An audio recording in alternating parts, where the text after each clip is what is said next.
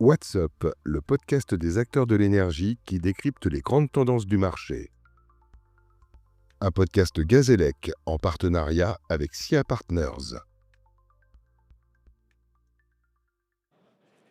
Bonjour, je suis Camille Marzioli, associé en charge de l'énergie au sein du cabinet de conseil SIA, et j'ai le plaisir d'échanger aujourd'hui avec Emmanuel Cyr. Bonjour Emmanuel. Bonjour. Emmanuel, vous êtes cofondateur et président de Cyr Énergie, cabinet de conseil spécialisé dans l'énergie et le digital.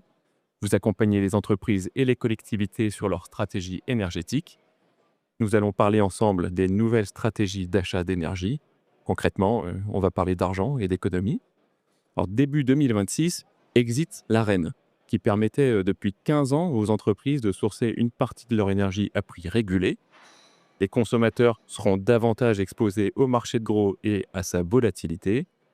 Et en même temps, on voit qu'il y a des offres innovantes en ce moment. Ça ne vous a pas échappé, il y a un grand fournisseur français qui a lancé il y a quelques jours une offre grand public avec le kilowattheure à 0 € pendant 2 heures chaque après-midi. Alors Emmanuel, cette nouvelle donne, est-ce que vous la pensez finalement intéressante pour les consommateurs et à quelles conditions? Alors, il y a plusieurs réponses. Déjà, par rapport à l'offre avec les 2 heures gratuites, moi, offrir quelque chose qui est gratuit, je peux le faire aussi. Ce qu'il faut comprendre, c'est que ces 2 heures gratuites, c'est quand les prix sont négatifs. Maintenant, avec le développement du renouvelable, on a des prix négatifs. Donc, en fait, plus le client va consommer pendant ces heures, plus le fournisseur en question va gagner de l'argent. Donc, il peut offrir quelque chose sur lequel il gagne de l'argent. Donc, c'est pas du tout un cadeau, c'est du marketing. Mais quand tu connais un peu le milieu de l'énergie, offrir quelque chose de gratuit, c'est très facile à faire. Ok, alors vous, comment est-ce que vous accompagnez vos clients? Qu'est-ce que vous leur proposez comme stratégie d'achat d'énergie? Alors, tout à l'heure, j'ai fait une business session sur, l'IA et l'énergie, qui était, je pense que c'est le terme en ce moment qui fait rêver tout le monde et mon DG et CTO cofondateur de Cyr Énergie, son métier, c'est de travailler dans la tech. Donc en fait, moi, j'ai 25 ans d'expertise dans l'énergie et lui, c'est, 25 ans d'expertise dans le code et dans la tech et en fait, la création de cette société, c'est vraiment de digitaliser. Donc, on récupère toutes les consos des clients, on récupère tous les prix de marché, on analyse tout ça et après on va, mettre des indicateurs dans nos outils pour dire: «Et ma vision, mon expertise de 25 ans, moi j'achèterais maintenant peut-être un petit peu de 27, pas encore 28, c'est surévalué» et en fait, on fait des achats en plusieurs fois et on accompagne les clients et le client voit son budget. Nous, on a les euros du mégawattheure, on a les euros, on a les consos et donc du coup, on arrive à sortir des budgets sur tous les types de formules qui existent, sur le marché de l'énergie en ce moment. Et donc il faut bien connaître son propre profil de consommation pour pouvoir acheter de façon intelligente? Bah, comme dirait mon DG, en fait, notre société, en fait, on fait beaucoup de choses, accès gratuit, on donne accès au prix, on donne accès aux consos, on donne des lunettes aux acheteurs. Pendant très longtemps, en fait, l'acheteur, il avait ses 12 factures. Il va chercher sur son espace client ses 12 factures. Nous, en fait, on donne accès au prix de marché, on donne ta conso qui est mis à jour toutes les nuits, tes prix de marché sont mis à jour toutes les nuits et du coup, on met de l'IA là-dedans pour refaire après des prix horaires futurs. Donc même les offres un peu compliquées qu'on a en ce moment, les types, bloc plus spot, les clients disent: «Oui, mais j'ai pas de budget, je sais pas quoi donner comme vision» et cetera.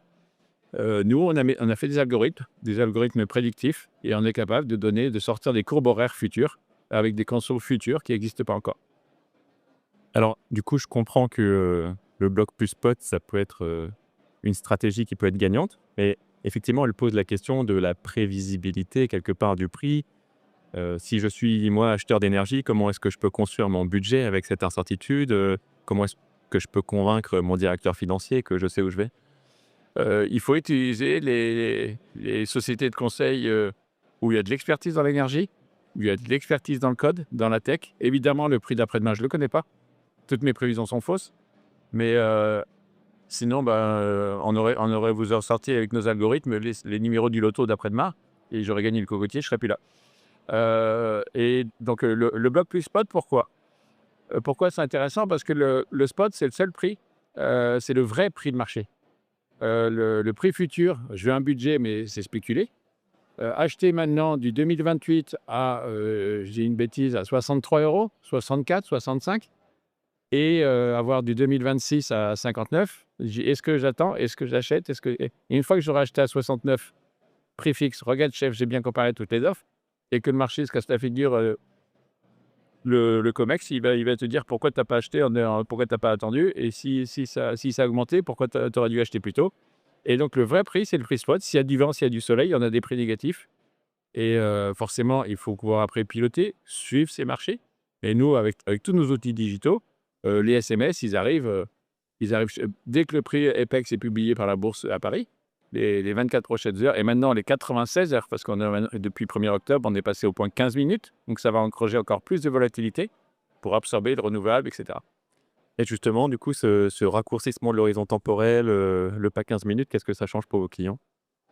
Pour l'instant, rien. Parce que le point 15 est principalement, le point 15 est principalement fait pour l'équilibrage de l'intermittence, des éoliennes, du solaire, etc. Il peut faire du vent à 13h05 et à 13h30, il n'y a plus de vent, il y a une rafale en moins, et etc. Et il y a besoin de ce point 15 minutes pour équilibrer l'intraday dans la journée. Mais pour l'instant, l'ensemble des contrats des fournisseurs sont encore faits avec des prix horaires. Donc, c'est des formules. S'il y a ton bloc spot de 13h à 14h, ton bloc que tu as acheté forward, parce que du coup, le bloc spot, ça ne veut pas dire je reste 100% spot ouvert. Maintenant, si vous allez, je pense que ça va venir en France, mais encore dans quelques années. Mais vous allez sur le Nord Pole, donc la bourse Norvège, Suède, vous allez aux Pays-Bas. Ils prennent deux produits. En fait, il y a le physical supplier, donc celui qui est fourni en spot, et là, le financial supplier. Et en fait, c'est les grands consommateurs dans ces pays Nord Pole beaucoup plus libéralisés que la France. Nous, on avait l'AREN, on était protégés, donc on a du prix fixe, tout le monde est content, tout le monde a le même prix. Il y a des clients qui ont 90% d'AREN, 95% d'AREN, même si les clients qui consomment dans le froid sont à 102, 103, 104% d'AREN. Donc en fait, peu importe le fournisseur, c'est le même prix.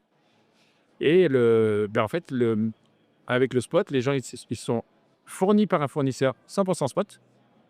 Et en fait, c'est un hedging financier, mais du coup, là, ils vont avoir la SOG, ils vont avoir des banques qui vont forcément avoir des fees beaucoup plus réduits pour faire du hedging financier. Et donc, finalement, Ça arrive en France, mais pour l'instant, il faut presque des salles de marché pour faire du hedging financier, donc il faut quand même des grosses boîtes. Les blocs spot tout simple, maintenant, on descend à 4-5 gigawattheures, on arrive à avoir du bloc spot, alors qu'avant, il fallait faire 50, 100 gigawattheures il y a quelques années.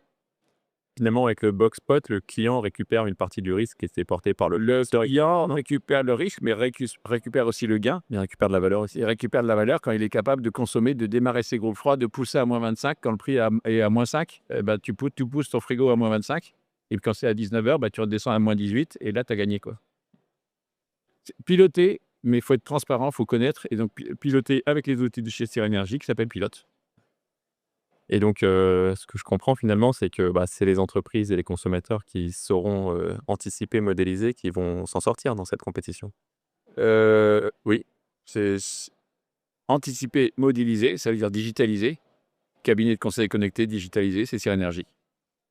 Très bien. Merci Emmanuel. Ce que je retiens, donc, c'est que quelque part, la maturité énergétique des entreprises va devenir un vrai avantage compétitif, que celles qui vont savoir piloter, s'adapter, modéliser leur consommation, paieront peut-être leur énergie au juste prix. Merci beaucoup Emmanuel Cyr d'avoir été l'invité de notre podcast en direct du congrès Gazélec. Merci à vous. Bonne journée. What's Up, un podcast Gazélec en partenariat avec SIA Partners. Disponible sur YouTube, Apple Podcasts, Spotify et Deezer.